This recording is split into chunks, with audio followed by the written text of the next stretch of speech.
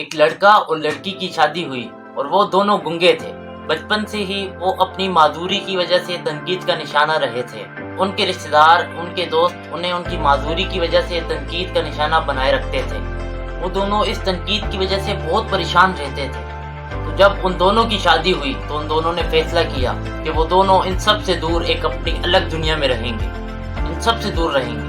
ان دونوں نے اپنا ایک دور الگ گھر بنا لیا اور وہاں رہنے لگے اور سب سے دور ہنسی خوشی اپنی زندگی گزارنے لگے۔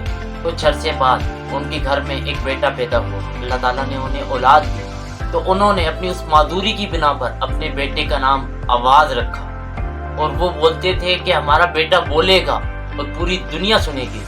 جب آواز پیدا ہوا تو سب رشتہ دار آئے، دوست آئے مبارکباد دینے، اور ہفتے مہینے میں رشتہ داروں کا آنا بند ہو گیا اور یہ واپس اکیلے ہو گئے اور اپنی زندگی اسی طریقے سے ڈبل خوشی کے ساتھ آواز کے ساتھ گزارنے لگے۔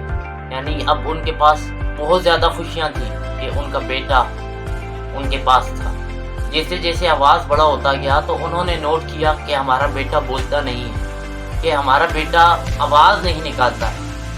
شروع میں انہوں نے سمجھا کہ کوئی مسئلہ نہیں ہے، اتنی بڑی بات نہیں ہے، لیکن جیسے جیسے آواز بڑا ہوتا گیا، 1.5-2 سال کا ہو گیا، تو اس کی بالکل بند آواز نے ان کے ذہنوں میں ایک بات کو بالکل بٹھا دیا کہ ہمارا بیٹا بھی ہماری طرح بے زبان ہے۔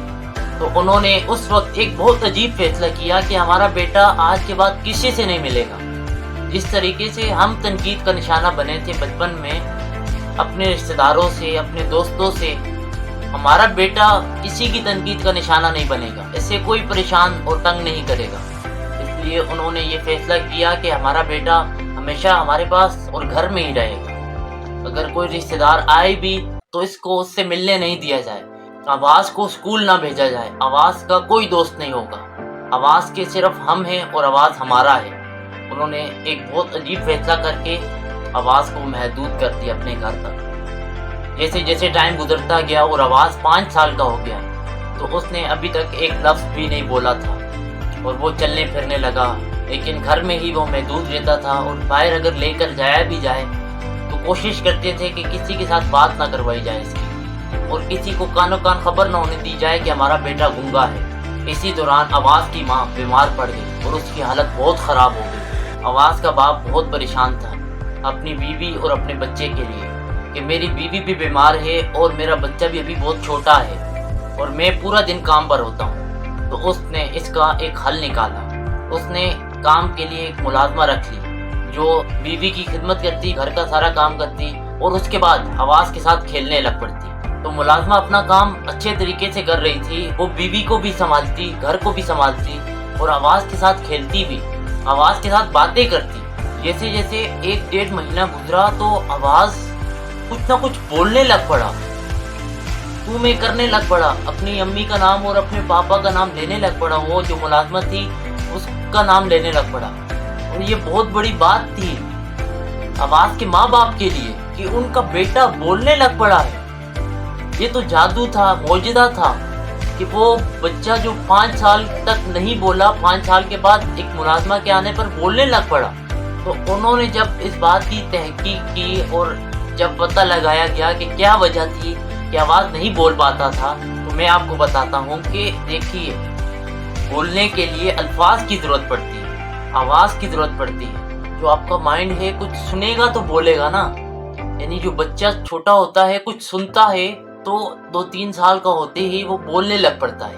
لیکن آواز کے ماں باپ دونوں گونگے تھے، جس کی وجہ سے آواز نے کبھی آواز سنی ہی نہیں۔ تو آواز نہ سننے کی وجہ سے آواز کی آواز دب کر رہ گئی اور وہ ویسے ہی بڑا ہوتا رہا اور کچھ نہیں بولا۔ لیکن جیسے ہی آواز نے ایک آواز سنی، ملازمہ کی آواز سنی، تو وہ با آواز ہو گیا اور بولنے لگ پڑا۔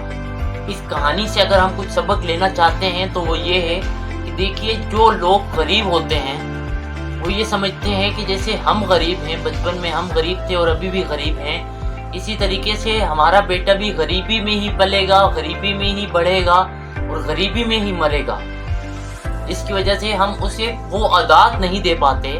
ہم چاہتے تو ہیں آواز کی ماں باپ کی طرح کہ ہمارا بیٹا امیر ہو جائے، جیسے وہ چاہتے تھے کہ ہمارا بیٹا بولنے لگ پڑے، جیسے بے آوازوں نے अपने बेटे का नाम आवाज रखा था, ऐसे ही गरीब लोग अपने बेटों का नाम शहजादों के नाम पर रखते हैं, लेकिन वो अपने बेटों को शहजादों जैसी आदात नहीं दे पाते, शहजादों जैसी महफिल नहीं दे पाते, शहजादों जैसी सोबतें नहीं दे पाते। वो घर पर बैठकर गरीबों में, यानी उसके माँ बाप गरीब होते हैं, बुरी बात नहीं है, लेकिन अगर आपको अपने बेटे को शहजादा बनाना है तो उसे शहजादों की सोबतें दें, और शहजादों की सोबतें ही हैं जो उसे शहजादा बनाएंगी। मुझे उम्मीद है ये कहानी और उससे लिया गया सबक आपको दोनों समझ आए होंगे। तो इस वीडियो को अपनों के साथ शेयर करें और अपनी ज़िंदगी में इस सबक से कुछ सीखने की कोशिश करें। बहुत शुक्रिया। अल्लाह हाफिज़।